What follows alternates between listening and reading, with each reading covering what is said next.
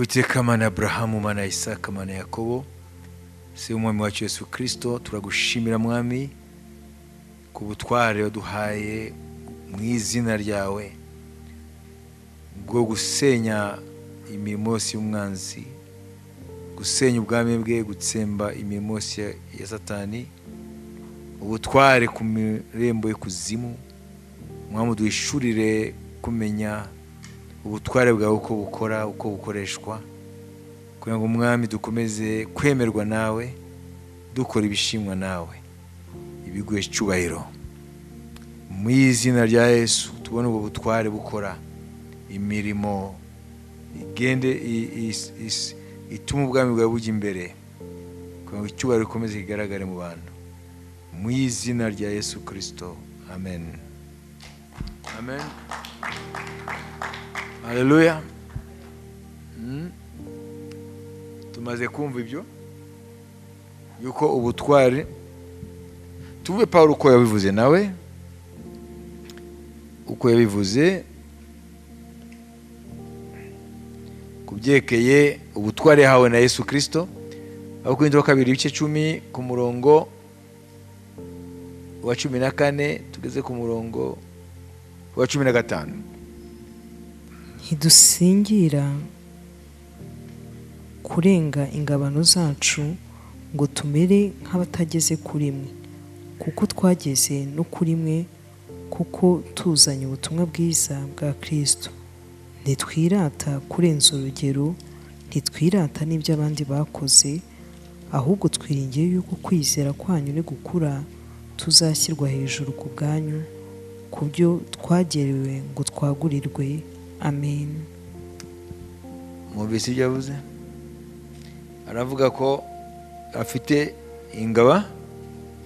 ingabano, les limites.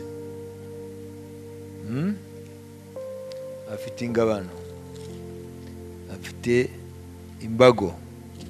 Hano nibyereke umuhamagaro we, ariko ushobora kubirebera no mu bindi byose bijyanye n'ubutware Yesu aha abamwizera. Nureba Paulo ukuntu yakoreshaga ubutware yahawe na Yesu, niwe ushobora kumva ukuntu ubutware bukora. Paulo yari afite ubutware bwo gufata umuntu wananiranye mu itorero akamugurira Satani, kandi Satani akamuhana. Ntabwo rero wajya kubikora ngo kuko Paulo abikora. Paulo yarazi imbago afite. Nk'ubu dusome hano Abakorinto 2:5 ku murongo wa mbere tugeze ku murongo wa 5. Inkuru yamamaye hose yuko muri mwe habonetse ubusambanyi, ndetse bw'uburyo butaboneka no mu bapagani, umuntu kwenda mukazi. Namwe muri himbaza aho kubabara, kandi ari byo byari bibakwiriye, ngo uwakoze icyo cyaha akurwe muri mwe. Kuko njyewe nubwo ntari kumwe namwe mu mubiri, nahoranye namwe mu mwuka, kandi ubwo bimeze bityo namaze guciraho iteka uwakoze ibisa bityo nk'aho mpari. Kandi ubwo nari nteraniye hamwe namwe mu mutima wanjye, dufite ububasha bw'umwami wacu Yesu, nahawe ubutware nawe, kugira ngo uwo muntu muhe Satani, umubiri urimbuke, umwuka we ubone kuzakira ku munsi w'umwami Yesu. Amen. Hari abantu yahaye Satani n'amagambo akaze. Ibi yabikoze ku buhe butware? Yahawe na Yesu. Yarazi imbago, ubutware bujyanye n'umuhamagaro we n'ubushobozi imbago bikoreramo. Yari afite ubushobozi bwo kuvuga ati wowe ndaguhaye Satani, akwigishe kudatuka Imana, kudasuzugura Imana. Ntabwo rero kubera ko byanditswe aha nawe ugenda ubikore, kuko we ntabwo umwami yabiguhaye. Ukwiye kumenya imbago zawe, ugume mu mbago umwami akwemerera gukoreramo. Iyo ugiye gufata ubutware utahawe ukajya kubukoresha, cyangwa ukibwira ko ubufite, ukajya gukora ukoresheje izina rya Yesu nk'uko waba ufite, ibyo rero bifite ingaruka zikomeye. Amen. Ni ukuvuga ngo Pawulo yarazi imbago ze. Murabona rero ko ubutware ubwakiriye akwiye kumenya neza uwawumuhaye icyo amwitezeho n'icyo bavuganye, n'imbago ubu butware yatanze wahawe, imbago bukwiye gukoreramo. Icyabaye no kumenya ko ubwo butware ntabwo ari ubwawe. Reka turebe undi muntu nawe yahawe ubutware, ariko bakabanza kumwihanangiriza kugira ngo ntarenge imbago. Niwitwa Tito. Uwandiko Pawulo yandikiye Tito igice cya mbere ku murongo 5. Tito nawe yahawe ubutware n'ubushobozi, l'autorité et le pouvoir. Icyatumye ngusiga ikirete ni ukugira ngo utunganye ibyasigaye bidatunganye, kandi ngo ushyire abakuru b'itorero mu midugudu yose nk'uko nagutegetse. Amen. Musulinye nk'uko nagutegetse, selon mes instructions, nk'uko nagutegetse. Ni ukuvuga ngo bamuhaye ubutware, bamuhaye n'ubushobozi, bamushyiriyeho n'imbago. Kudakora uko we abyumva ashaka, ariko ngo akore nk'uko yamutegetse. Kuvuga ngo yaramubwiye ati nturenga. Pawulo yavuze ubutumwa ikirete ni ikirwa, amatorero aravuka mu migi itandukanye y'ikirete, hanyuma wakomeza umurimo, none asiga umwe mu bafasha be yitwa Tito kugira ngo akomeze atunganya ibisigaye. Nibiki byari bisigaye, ashobora kuba itorero mu midugudu itandukanye nk'uko yamutegetse. Ibiki cya mbere kwari kugira ngo inyigisho nzima zishyirwe ku murongo, ndetse n'imitwarire y'abakristo mu itorero. Amen. Yamusigiye mission pastorale na administrative. Uvuga ngo iby'umwuka nibyo gutunganya eglise ukuntu ikwiye gukora. Ni bandi bakwiye kujya mu mirimo, bakwiye kuba bujuje ibiki, sibyo? Kubera ko iryo torero, ayo matorero yakiri mashya, noneho hazamo akavuyo, desordre. Yari amatorero akivuka atarakomera, Satani ayateza akavuyo, kuko abantu b'ikirete bari abantu. Deja Paulo yaravuze ngo n'umupoete wabo yitwa Epimenide, ngo yaravuze ko ngo umucyo wabo wari umucyo w'ubeshyi n'ubugome n'inda nini n'ubunebwe. Hariya Tito igice cya mbere ku murongo wa 10 ugeze ku murongo wa 16 tumve. Kuko hariho benshi b'ibigande n'abashukanyi, cyane cyane mu bakebwe, bavuga ibitagira umumaro. Bakwiriye kuzibwa iminwa, kuko hariho imiryango y'abantu bubika bakayimaraho, bigishiriza ibidakwiriye kugira ngo babone indamu mbi. Umwe muri bo w'umuhanuzi wabo yaravuze ati, uwo rero amateka amuvuga izina, yitwa Epimenide, ni umukretwa, ni muri Krete, yari umupoete. Burya umuhanzi avuga ibintu birefeta sosiyete arimo. None rero avuze iki? Uyu Epimenide avuze, Epimenide ntabwo umusoma muri Bibiliya, ariko amateka aramuvuga. Paulo ntiyamuvuze mu izina, ariko yavuze ngo umwe muri bo. Yaravuze iki? Ati abanyakirete n'abanyabinyoma iteka. Icyambere ko abanyakirete n'abanyabinyoma. None itorero niyo rikivuka, ibinyoma byashize. No, ubupagani buracyarimo, kuko muri Yesu ni urugendo rwo kugenda tuyambura umuntu wa kera n'ingeso ze. None bakijijwe, barakuriye mu mucyo w'ibinyoma. Wabizi Pawulo asize itorero amatora akivuka, abo bantu ntabwo barakura. Ibinyoma. Icya kabiri ni inyamaswa mbi. Ni inyamaswa mbi. Aho umva ari biki? Ubugome. Ikindi ni abanyandambi. N'abanyandambi ni ukuvuga iki? N'ibisambo ni ukuvuga iki? Icya nyuma abanyabute. N'abanyabute ntibashaka gukora, bashaka ibintu gusa, ntibashaka gukora. Abo rero izo ngeso zose waro n'izindi nizo ziri mu barokore bashya, nizo ziri mu bakristu bakijijwe, ntabwo barahindurwa n'ubutumwa bwiza. None Pawulo kubera imirimo yahamagariwe migari asize Tito ngo atunganye ngo byari bisigaye. Ni ibiki yatunganye? Ni uguhangana n'ibyo bintu. Aho rero niyo mpamvu yamubwiye ati dore rero ukwiye gukora ibi. Cya mbere, amen, iyo ni culture locale rero, iyo niwo muco wabo.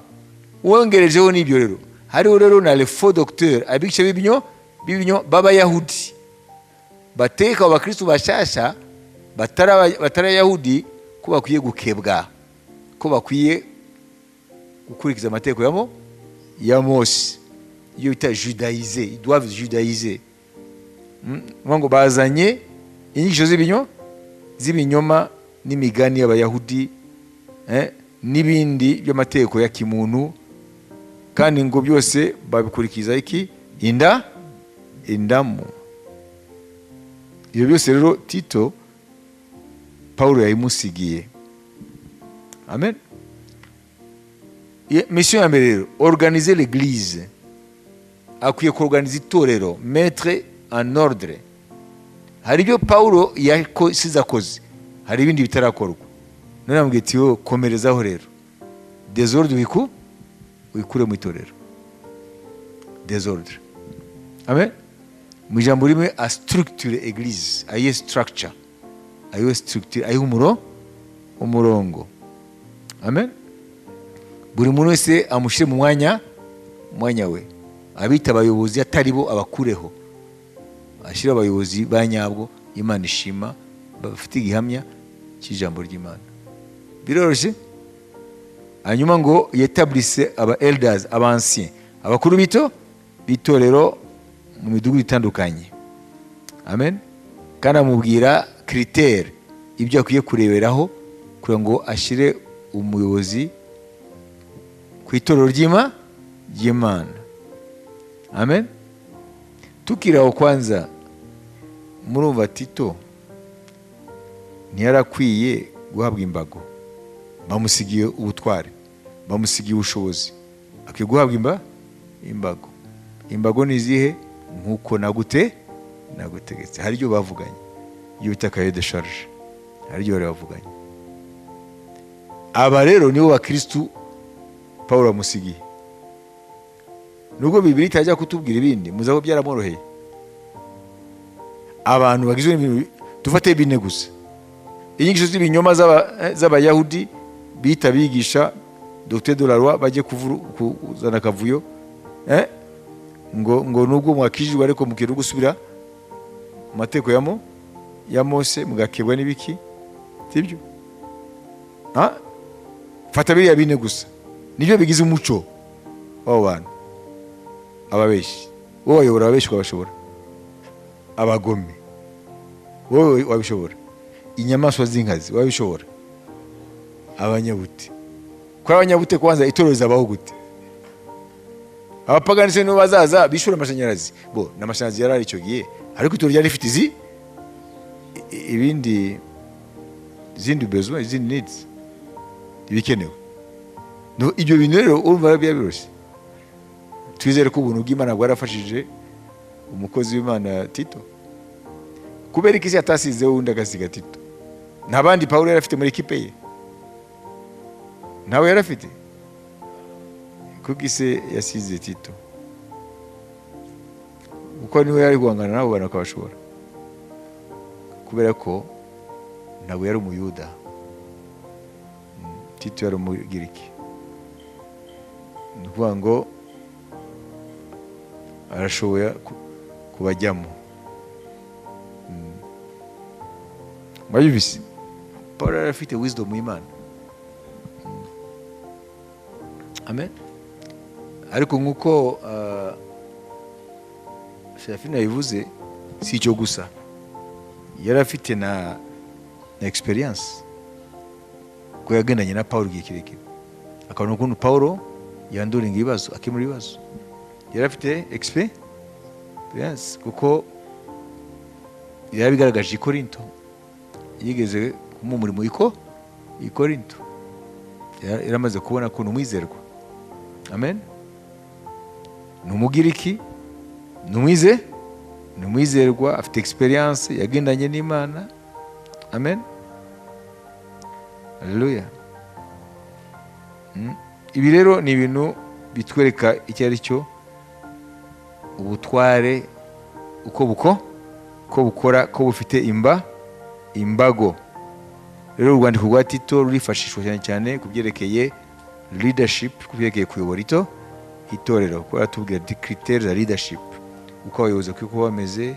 Baratubwira ibijyanye la sound doctrine cyangwa inyigisho nzima. Hanyuma bakanatwigisha ukuntu ijambo ry'Imana rikwiye kujyana n'imyitwarire. Ntabwo ukwiye kuba uvuga kuri umukristo hanyuma hanze ukitwara uko wishakiye. Ijambo tuvuga rikwiye kujyana n'ukuntu twitwara.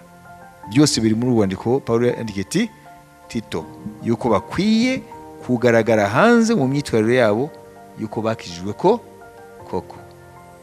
Amen. Hanyuma agastructure eglise, akayiha structure, akayiha umurongo, hanyuma akavanamo ibyo byose bibi by'imico idakwiriye abantu bavuga ko bamenye Imana. Ariko hari ibindi rero, nubwo Pawulo tabivuze muri babiri, ariko iyo ukurikiranye mu nzandiko uza kubona ko harimo n'icyo bita immoralité, harimo ubusambanyi karahabutaka. Ariko se bagira bya bintu bine. Ninde yambwira impamvu? Mama hari bya bintu byaba bihari bari abantu, hanyuma ubusambanyi bw'ishyano ntibubabeho. Bafite immoralité bwo, yari immoral. Arundi afite icyo yavuga kuri ibyo, kuri iyo mico. Ese turayibona natwe muri societe cyangwa twe ntayo ihari? Muna ku itorero ry'Imana mu mahanga yose aho ubutumwa bwagiye buhura n'ingorane zikomeye y'imico y'abantu n'ibiki. Urumva bari baramamaye muri izo ngeso zabo. Amen. Mu buryo iyo umuntu atari umunyakuri bavuga ngo il agit comme un crétois. Nguriya muntu yewe ni umukerete. Donc crétois, kuba umukerete byahindutse icyo y'imigani ko uri umubeshyi, kuko byari bizwi mu isi y'icyo gihe yuko iyo uvuze ngo uva mu kiwa cya kerete bahita bavuga ko uri umubeshyi. Amen. Ayumvise? Donc uyu Epimenide rero uriya muhanzi wo muri bo kandi yari n'umufilozofe. Amen. Ni ukuvuga ko nimba we ari umukereti nawe, ubwo nawe niko yarameze. Donc yadenonsaga ibyo nawe akora. Uyu Epimenide umukereti, umupoete na filozofe wo muri icyo kigo cya Kirete, yabayeho mu kinyejana cya gatandatu mbere ya Yesu, 6e siècle avant Jésus. Ikinyejana cya gatandatu mbere ya Yesu niwe yavuze ibyo. Ntabwo twamujinja ngo nawe niko yarameze. Ashobora kuba we yarabibonye nawe bikamurevolta, akabishyira mu buhanzi bwe, muri filozofi ze. Ariko murumva yuko ibyo yavuze nibyo, kuko n'umwe muri bo ntabwo yafite inyungu yo kujya kuvuga nabi abantu be. Mvuga ngo ni ibintu byari bimaze kuba ku isi yose icyo gihe bayizi. Menteur comme un crétois. Ati urabizi uri umukireti. Iyo kuri umukireti uvuga ngo uri umubeshyi. Wabizi. Ngiri rero torero Paulo yabwiye Tito akwiye gushyira ku murongo. Ntabwo byari byoroshye rero. Amen. Haleluya. Ese iri torero ryarakomeje rikabera andi matorero yo mu mahanga urugero mu nzandiko Paulo mufite mwebwe. Hari urwandiko yandikiye abakeretse, atari urwandiko yandikiye Tito. Hari urwo yandikiye abakeretse. Dushobora kwibaza icyo kibazo rero. Ese mu nyuma Satani ntiyaje kurihanagura? Ikindi kibazo, nibizo ngeso zitigeze zivaho burundu, nta torero ryari gukomeza kubaho. Iyaba iryo torero ryari kuba ryarakomeye rikagira uruhare ruhande rwiza yashima, ntiyari kuryandikira kugira ngo yobarwa izubake n'abandi, ko yandikiye aba Filipe akanika n'abandi yuko ubutware haba mu isi ubutanga afite n'inshingano zo kubukurikirana, ariko ukuntu bukora, kuko ingaruka zifite kumugarukaho. Amen. Twabonye no mu Mana niko bimeze. Umwami Sawuli yahawe ubutware n'ubushobozi, hanyuma arasuzugura, ntiyumvira, bamwambura ubutware, bamwambura n'ubushobozi, kandi arangiza nabi. Amen. Uro turebe rero, muribuka ko n'igihe Yesu yatumaga intumwa babiri ngo abahe ubutware. Reka tubisome vuba. Abigishwa be, turavuga abigishwa be, yatumye abigishwa be abaha ubutware.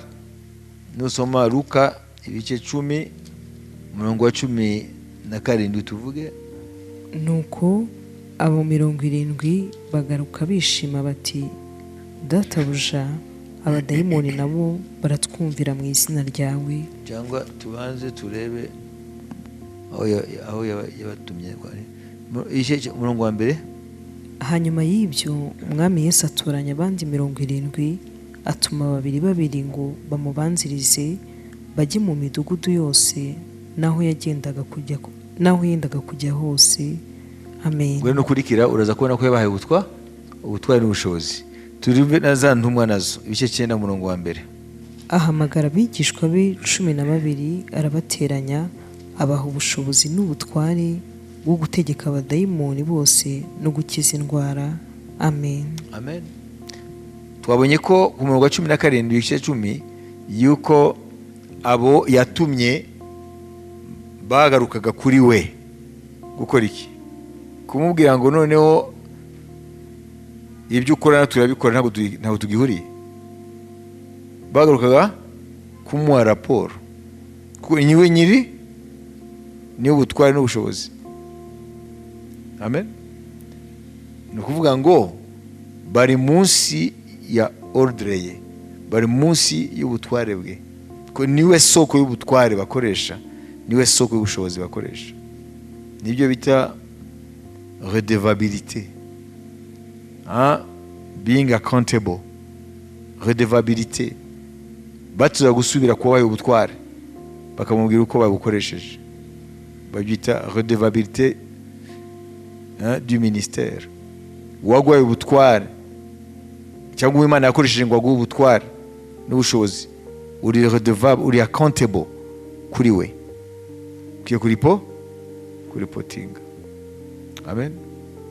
Imana yashatse ko umwami Sawuli aripotinga kuri Samuel. Nizi ntumwa n'abari abigishwa abandi 70 bari bafite inshingano zo kuripotinga kuri nde? Ku mwami Yesu, kuri we haye ubutware. Amen. Muravuga ukuntu autority ikora? Ni ukuvuga ngo umuntu ahawe ubutware n'ubushobozi akwiye kugendera under authority wamuhaye, akwiye kugendera munsi y'ubutware wamuhaye ubutware. Hari umwe muri Bibiliya yabimenye kera ukuntu ubutware bukora. Dusome Matayo ibice 8. Matayo ibice 8 twakamenye iby'uyu muntu yamenye ibintu byinshi cyane. Were ku murongo wa 5 ugeze ku murongo wa 13 wumve uyu mugabo. Ageze i Kaperinawumu haza umutware utwara umutwe w'abasirikare, aramwinginga ati, mwami, umugaragu wanjye araryamye mu nzu yararemaye, arababaye cyane. Aramubwira ati, ndaza mukize. Umutware w'abasirikare aramusubiza ati, mwami, ntibinkwiriye yuko winjira mu nzu yanjye, ahubwo tegeka gusa, umugaragu wanjye arakira. Nuko nanjye ndi umuntu utwarwa n'abandi, mfite abasirikare ntwara. Iyo mbwiye umwe nti genda, aragenda.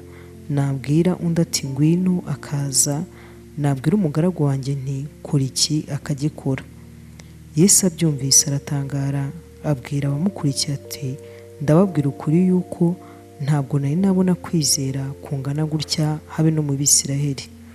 Ndababwira yuko benshi bazaturuka iburasirazuba n'iburengerazuba bakicarana na Aburahamu na Isaka na Yakobo mu bwami bwo mu ijuru, ariko abana bo muri burya bwami bazirukanwa mu mwijima hanze, ariho bazarira bakahekenyera amenyo.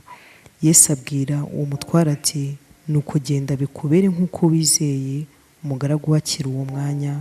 Amen. Uyu mugabo yatahuye ibi tumaze kuvuga, byamufashije ngo yizere, kuko aravuga ati ubutware mfite n'ubushobozi buherekeza birakora, sibyo? Abo Kayizari yampaye ho ubutware baranyumvira. Iyo mbwiye umwe ngo genda, aragenda, garuka, aragaruka. Yari afite munsi y'ubutware bwe abasirikari 100. None aravuga ngo ubwo butware ntabwo ari ubwe, yarabuhawe. N'uwamuhaye yarabuhawe, kugeza ku isoko yo hanyuma ikomoka ubwo butware ni Kayizari ubwe, umwami w'Abaroma. Niryo yerekanye ubutware. Ati nanjye mfite abankuriye, ubutware mfite mu rwanjye burakora igihe cyose numviye aho bukomoza. Nisuzugura unkuriye, ubutware ntabwo buri bukore, kuko bariya ntegeka ngo genda, garuka. Niba amenye yuko uwo hejuru yamaze kumara amaboko, nimubwira ngo ngenda, aragenda. Abati no, wowe twamenye ko wambuwe ubutware. Twakumviraga kubera ko hejuru bakwemera. Iyo tumaze kugira ikintu gituma haba igisika hagati yacu na Yesu, ubutware dukoresha ntibukora. Abadayimoni bahita bamenya ko twabwambuwe. Amen. Bahita bamenya ko le roi est nu. Tugira ubutware imbere ya Satani n'abadayimoni be mu gihe cyose tucyumvira wabuduhaye, mu gihe cyose akitwemera. Imana yabwa icyubahiro.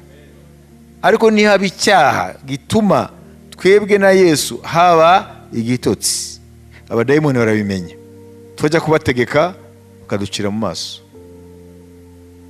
Ati mwebwe ntabwo mugifite ubutware, mwabwambuwe, nabyo baruzi. Ati umwami wanyu yabambuye ubutware. Niyo mpamvu batubwira ngo mukomeze kwezwa. Kutejejwe ntabwo gusa atazabona umwami, ahubwo n'ubutware arabwamburwa. Ko abadayimoni barayibona ko hagati yacu n'uwaduhaye ubutware hagurutse igisi. Uyu rero musirikare w'Abaroma w'i Kaperinawumu yarabimenye. Amen. Ukuntu ubutware bukora. Avuga ati ese ko umwami ari we ari hejuru ubutware bwose n'ubwa Kayizari, aba aribwo budundisha umushitsi, uyu mwami ni ngombwa ko yigora akazi wanjye? Ati ijambo ryanjye giye muto rirakora, kuba mfite ububasha. Ijambo rye Imana ishobora byose niki kitayumvira aho yaritegekera hose? Mu byo yaremwe byose ijambo rirubahwa. Ati mwami ntabwo ukene no kuhirusha kuza, vuga ijambo rimwe gusa. Ubutware mu Kilatini babita imperium. avuga ati nanjye mfite ka imperium gato, muvuge muti imperium, imperium, nanjye mfite ka imperium gato karakora. Ufite imperium yose muri plenitude, mu muzuzu, niki cyamunanira? Ashobora kuba ari hano gakomanda galaxy iri ku mamiliyari na miliyari y'amakilometero, bigakoreka, kuko niwe afite imperium yuzuye. Na Kaisari ubwe mbere ya Yesu afite ka imperium, afite agatonyanga. Tigewe ko mfite un minimum d'imperium, nifite ka imperium gato, ubutware buto, ariko abo munahawe gutwara baranyumvira. Ako kanya barumvira, haguruka genda, agenda, garuka aragaruka. None wowe mwami ufite imperium yose, nta uri hejuru yawe, nta uri nde kudeplaza, ijambo ryawe rirakora aho warivugira hose. Yahise avuga ngo umwami aratangara, aravuga ati no muri Israel sinigeze mbona kwizera nk'uko. Nawe mwiko mufite ibyanditswe byera, sinigeze mbona kwizera nk'uko. Ati ugende bikubere uko wizera. Umugaragu we ahita akira ako kanya umwami Yesu yabivugiye. Uyu rero yatahuye bita mécanisme d'exercice de l'autorité. He understood how the authority works. Yamenye ukuntu authority ikora. Igihe cyose numvira wowe umpaye, nanjye baranyumvira.